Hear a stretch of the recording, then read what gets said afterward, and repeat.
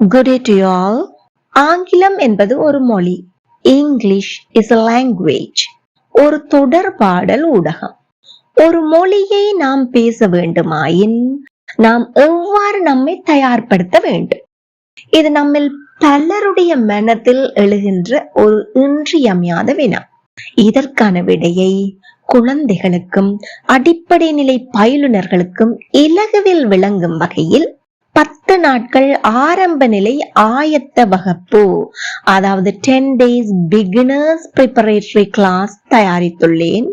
தினமும் மாலை 7 மணிக்கு வெளிவரும். தவறாமல் பாருங்கள், படியுங்கள், பயனடையுங்கள். உங்களுடைய நண்பர்களுக்கும் ஆங்கிலம் கற்பதில் ஆர்வம் உள்ளவர்களுக்கும் இதை மறக்காம ஷேர் பண்ணி கொள்ளுங்க. இந்த சேனலை இதுவரை சப்ஸ்கிரைப் பண்ணாது பார்க்கிறீர்களாயின் அல்லது இப்போதான் முதல் தடவையாக பார்க்கிறீர்களாயின் மறக்காம இப்பவே சப்ஸ்கிரைப் பண்ணி அருகே உள்ள பெல் ஐக்கனை அழுத்தி கூடவே ஆல் என்கின்ற ஆப்ஷனையும் செலக்ட் பண்ணி கொள்ளுங்கள். ஒரு மொழியை நாம் பேச வேண்டுமாயின் அம்மொழியில் உள்ள சொற்களை நாம் அறிந்து வைத்திருக்க வேண்டும். அதாவது கண் என்பதை ஆங்கிலத்தில் எவ்வாறு சொல்வோம்? நம்ம பலருக்குமே தாராளமா தெரிந்திருக்கும். Very good. ஐ. பார்த்தல் சி. 2 2. கருப்பு பிளாக். தூசி டஸ்ட். ஓ. அப்போ இது மாதிரி எங்களுக்கு சொற்களை அறிந்து பாடமாக்கி மனப்பாடம் செய்து வைத்தால் போதுமானதா? நிச்சயமா இல்லவே இல்லை. எந்த ஒரு மொழியை நாம் கற்கின்றோமாயினும் அந்த மொழியில் உள்ள சொற்கள் எவ்வகையை சார்ந்தன, அவை வாக்கியத்தில் எங்கு இடம்பெறும், எவ்வாறு அவற்றை வாக்கியத்தில் நம்முடைய கருத்தை வெளிப்படுத்துவதற்கு பயன்படுத்த வேண்டும் என்கின்ற அடிப்படை அறிவு நமக்கு தெரிந்திருக்க வேண்டும். இதற்காகத்தான் நாம் பார்ட்ஸ் ஆஃப் ஸ்பீச் அல்லது வேர்ட் கிளாஸஸ் என்பவற்றை ஐயந்திரி பெற கற்றிருக்க வேண்டும். அதாவது without doubt we should understand what does it mean by parts of speech. இது ஒன்றும் எட்டாக்கனி இல்ல. வாங்க ரொம்ப இலகுவாகவே கற்றிடலாம். உங்க எல்லாருக்கும் இலகுவில் விளங்கக்கூடிய வகையில் சொல்கின்றேன். எந்த வகையில் நீங்கள் இவற்றை அறிந்திருந்தால் இலகுவில் ஞாபகத்தில் வைத்திருக்கலாம் என்ற வழியில் தான் சொல்ல போகின்றேன். முதலாவது, நமக்கு நம்மை சூழ இருப்பவற்றை, நம்மை சுற்றிலும் இருப்பவற்றை பெயரிட தெரிந்திருக்க வேண்டும். ஒரு மொழியை நாங்க கற்கிறோமாயின் நாம் பார்ப்பனவற்றை, கேட்பனவற்றை, இவற்றை எல்லாம் நம்மை சூழ உள்ளவற்றை பெயரிடுவதற்கு தெரிந்திருக்க வேண்டும். அவ்வாறு பெயரிட பயன்படும் சொற்களைத்தான் நாம் பெயர் சொற்கள் அப்படின்னு தமிழ்ல சொல்லுவோம். இது ஆங்கிலத்துல எப்படி சொல்வோம்? நவுன்ஸ். நவுன் என்றால் பெயர் சொல், பெயர் சொற்கள் என்னும் போது நவுன்ஸ் அப்படின்னு சொல்லுவோம். NOUN. நாம் ஒரு ஆங்கில அகராதியை எடுத்து ஒரு சொல்லை பார்க்கும் போது அந்த சொல் பெயர் சொல் தானா என்று அறிய வேண்டுமாயின் எவ்வாறு அறிந்து கொள்ளலாம்? ஒரு சொல்லுக்கு பக்கத்துல பிராக்கெட்ல N டாட் அப்படின்னு போட்டிருந்தா அது ஒரு பெயர் சொல் என்று அறிந்து கொள்ள முடியும். இப்போ நமக்கு பெயரிட தெரிந்து விட்டது. எல்லாருக்கும் தெரிஞ்சிட்டுதா பெயரிடுறா என்னண்டு? Very good. அடுத்து நாங்க பாப்போம். ஒரு நாயை பற்றி நான் பேச வேண்டும். நாய் என்பது ஒரு விலங்கு. அந்த விலங்கை பார்த்தோன்னா இது நாய் என்றுட்டு அதை பற்றி நான் பேச போறேன். நாய் வீட்டு பிராணி. நாய்க்கு 4 கால்கள் உண்டு. நாய்க்கு ஒரு வால் உண்டு. நாய் வாலை நிமிர்த்த முடியாது. இங்கு அத்தனை வாக்கியங்களிலும் பார்த்தீர்களாய் நாய் நாய் நாய் என்று ரிப்பீட் பண்ணி இருக்கிறேன். அடுத்து நாங்க பார்ப்போம். கமலா என்பவரை பற்றி பேச போறேன். கமலா என் அயலவர். கமலா ஒரு ஆசிரியை. கமலா 30 வயது நிரம்பியவர். கமலா அன்பானவர், அழகானவர். ஒவ்வொரு வாக்கியத்திலும் கமலா கமலா கமலான்னு ரிப்பீட் பண்ணி இருக்கிறேன். இவ்வாறு சிறப்பு பெயர்களையோ பொது பெயர்களையோ நான் திருப்பி திருப்பி திருப்பி சொல்லாமல் இருப்பதற்கு நாம் பயன்படுத்துகின்ற சொல்தான் அது, இது, அவள், அவன், அவர்கள், நாம், நாங்கள் இப்படி என்று சொல்வோம். அதாவது பெயர் சொற்களுக்கு பதிலாக பயன்படுத்தப்படும் சொற்கள். இவற்றை தமிழில் நாம் பிரதிப்பெயர் சொற்கள் என்போம். ஆங்கிலத்தில் pronouns. எப்படி சொல்வோம்? pronouns. Again, pronouns. அதாவது words instead of nouns. words instead of nouns. பெயர் சொற்களுக்கு பதிலாக பயன்படுத்தப்படும் சொற்கள். இவற்றை ஆங்கில அகராதியில் எவ்வாறு கண்டுபிடித்துக் கொள்ளலாம்? பிராக்கெட்ல PRON டாட் அப்படின்னு போட்டிருப்பாங்க. PRON. அதன் மூலம் அந்த வார்த்தை ப்ரோனவுன் தானா என்பதை கண்டுபிடித்துக் கொள்ளலாம். இப்போ நமக்கு நவுன் என்றா என்னென்று தெரிஞ்சிட்டது. அடுத்த ப்ரோனவுன் என்றா என்னென்று தெரிஞ்சிட்டது. அதையும் தெரிந்திருக்க வேண்டும் என்பதையும் அறிந்து கொண்டோம். அடுத்து என்னென்று பார்ப்போம். இவை இரண்டும் எங்களுக்கு தெரிந்தால் நாம் எந்த ஒரு வாக்கியத்தையும் உருவாக்க முடியாது. காண்பவற்றை பெயரிட்டு கொண்டுதான் தெரிய முடியும். அப்போ ஒரு வாக்கியத்தை சாதாரணமாக அட்லீஸ்ட் இடுசுகள் கொண்ட வாக்கியமாகவாவது வெளிப்படுத்துவதற்கு நமக்கு அடுத்தது என்ன தெரிந்திருக்க வேண்டும் என்று பார்ப்போம். செயல்களையும் நிலையையும் குறிப்பிடுவதற்கு தெரிந்திருக்க வேண்டும். அதாவது இந்த பெயர் சொல்லினால் குறிப்பிடப்படுவன என்ன செயல்களை செய்கின்றன அல்லது எந்த நிலையில் இருக்கின்றன என்பவற்றை குறிப்பிடுவதற்கு தெரிந்திருக்க வேண்டும். இதற்காக நாம் பயன்படுத்தும் சொற்களைத்தான் வினை சொற்கள் அப்படின்னு தமிழில் சொல்வோம். ஆங்கிலத்தில் verbs அப்படின்னு சொல்வோம். எப்படி சொல்வோம்? verbs. verbs. அதாவது action or state words. ஆக்ஷனை குறிக்க வேணும், செயலை அல்லது நிலை, ஸ்டேட்டை குறிக்கணும். Action or state words. இந்த வேர்ப்ஸ் டிக்ஷனரியில பார்த்து எப்படி கண்டுகொள்ளலாம்? பிராக்கெட்ல வி டாட் அப்படின்னு போட்டிருப்பாங்க. இப்ப எங்களுக்கு நவுன் தெரியும், ப்ரோனவுன் தெரியும், வேர்ப்ஸ் தெரியும். அப்ப சிம்பிளா வாக்கியங்களை சொல்லலாம். ஒரு சில வாக்கியங்கள் சொல்லி பார்ப்போமா? கமலா கோஸ். கமலா என்பவர் போகிறார். பெயர் சொல் இருந்துச்சு, ஒரு வினை சொல் எனக்கு தெரிஞ்சிட்டது, வாக்கியம் வந்துட்டது. I go. I என்பது என்ன? நான். அது ஒரு பிரதி பெயர் சொல். I go.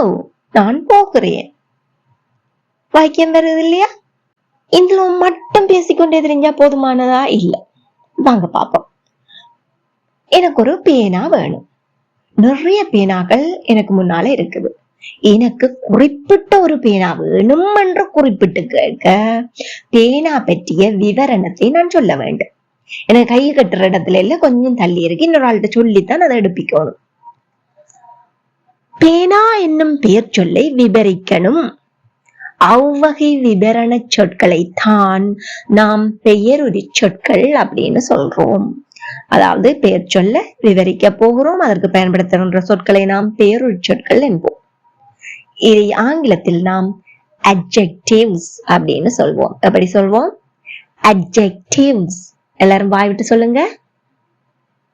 Bravo, you got it. ஆங்கிலத்தில் சொல்ல போனா words describing nouns or pronouns. words describing nouns or pronouns அப்படின்னு சொல்லலாம். ஆங்கில அகராதியில் இவற்றை பிராக்கெட்ல ADJ டாட் அப்படின்னு குறிப்பிட்டிருப்பாங்க. எப்படி குறிப்பிடுவாங்க? ADJ டாட் அப்படின்னு குறிப்பிடுவாங்க. அடுத்து நாங்க பார்ப்போம், ஒரு வினை சொல்லையாகட்டும் இந்த பெயருரி சொல்லையாகட்டுக்கும் அல்லது வினையுரி சொல்லையாகட்டுக்கும் விவரிக்கின்ற சொற்களை நாம் தெரிந்திருக்க வேண்டிய அவசியம் எங்களுக்கு இருக்குது. ஏனென்று பார்ப்போம். அவன் நடந்து வருகிறான். உங்கள் எல்லாருக்கும் சாதாரணமா தெரிஞ்சிருக்கும். அவன் என்பது என்னது? ஒரு ஆணை குறிக்கின்ற பிரதி பெயர்ச்சொல். நடந்து வருகிறான். ப்ரொனவுன் ஒன்றை பயன்படுத்தினா, வேர்ப் ஒன்றை பயன்படுத்தினா இந்த வாக்கியத்தை சொல்லி முடிச்சுட்டேன். இப்போ அவன் எப்படி நடந்து வருகிறான்? விரைவாக வருகிறானா, மெதுவாக வருகிறானா, ஓடி வருகிறானா தெரியாது. அப்போ அதை பற்றிய அந்த விளக்கம் ஒன்றை நாங்க கொடுக்க வேண்டிய தேவை ஏற்படுகின்றது. இவ்வாறாக வினை சொல்லையாகட்டுக்கும் வினையுரி சொல்லையாகட்டுக்கும் பெயருரி சொல்லையாகட்டுக்கும் விவரிப்பதற்கு பயன்படுத்தப்படுகின்ற சொற்களை நாம் ஆங்கிலத்தில் வினையுரி சொல் என்போம். பேரிரி சொல்லண்டா பெயர் சொல்ல விவரிக்குதுன்னுட்டு வினையுரி சொல்லண்டா வினை சொல்லை மாத்திரம் விவரிக்கும் அப்படின்னு நினைச்சு கொள்ளாங்க. நாங்க இதை பற்றி தெளிவாக படிக்க போகின்றோம். என்று இன்ட்ரோடக்ஷன் மாத்திரம் தான் என்றபடியால் இதோடு நிறுத்திக் கொள்கின்றேன். இந்த மூன்றையுமே விவரிக்கிறதைத்தான் நாம் வினையுரி சொல்வோம். ஆங்கிலத்தில் அதை நாம் adverb அப்படின்னு சொல்வோம். எப்படி சொல்வோம்? adverb. வினையுறு சொற்கள் என்னும் போது adverbs அப்படின்னு சொல்லலாம். ஆங்கிலத்தில் விளக்கம் சொல்ல போனால் words enhancing verbs, adjectives or adverb அப்படின்னு சொல்லலாம். ஆங்கில அகராதியில எப்படி கண்டுபிடிக்கலாம்? பிராக்கெட்ல adv dot அப்படின்னு போட்டிருப்பாங்க. என்ன போட்டிருப்பாங்க? adv dot. அப்போ இதுவரை எத்தனை வகையான வேர்ட் கிளாஸ் பார்த்து விட்டோம்? பார்க்கலாமா வாங்க?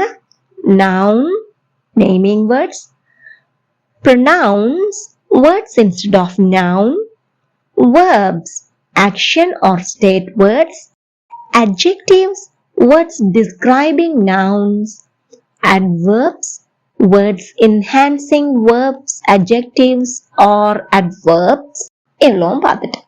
இப்போது ஒரு பெயர் சொல்லையோ அல்லது பிரதி பெயர் சொல்லையோ சார்பு நிலையில், அதாவது மேல கீழ அருகில் நடுவில் இல் பற்றி போன்றவாறாக வெளிப்படுத்த பயன்படுத்தப்படும் சொற்களை நாம் ஆங்கிலத்தில் preposition எப்படி சொல்வோம்?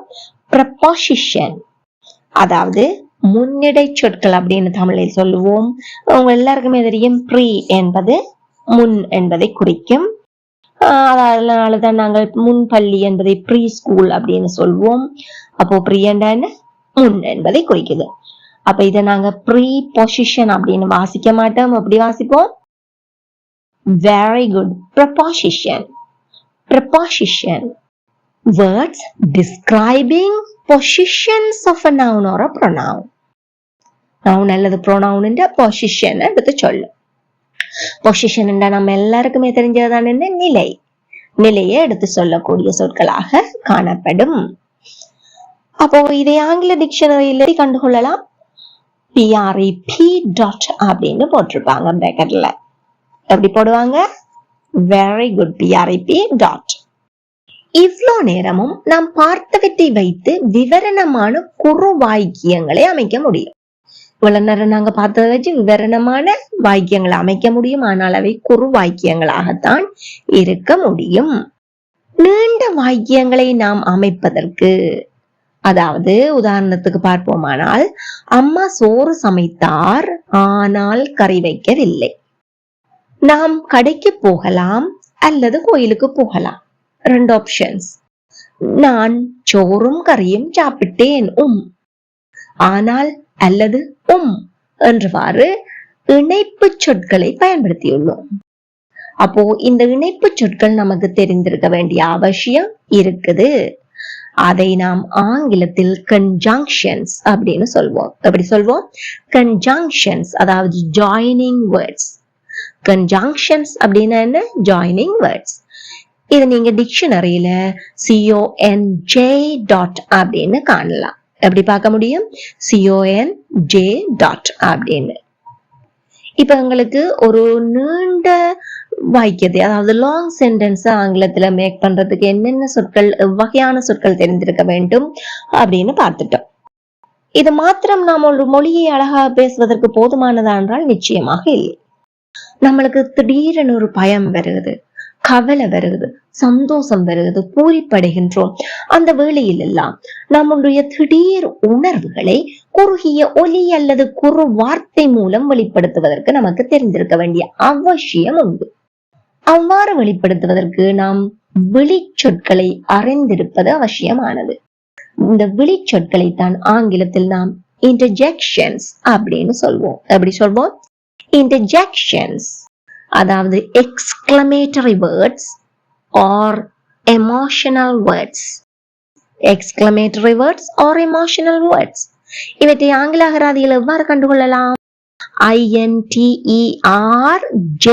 dot அப்படின்னு போட்டிருப்பாங்க. எப்படி போடுவாங்க? interj dot அப்படின்னு போட்டிருப்பாங்க. இப்போ உங்களுக்கான ஒரு குட்டி ரிவிஷன். நான் இந்த 8 வகை சொற்களுக்குமான ஆங்கில விளக்கத்தை கூறுகின்றேன். நீங்க செய்ய வேண்டியது என்ன? கமெண்ட்ல அந்த 8 வகை சொற்களும் எவை என்பதை குறிப்பிடுங்கள். முடிவில் 8க்கு எத்தனை சரியாக எடுத்துள்ளீர்கள் என்பதையும் தவறாம கமெண்ட் பண்ணுங்க. Let's begin. Number 1, naming words. Number 2, words instead of nouns. Number 3, action or state words. Number 4, words describing nouns. Number 5, words enhancing verbs, adjectives or adverbs. Number 6, words describing positions of a noun or a pronoun.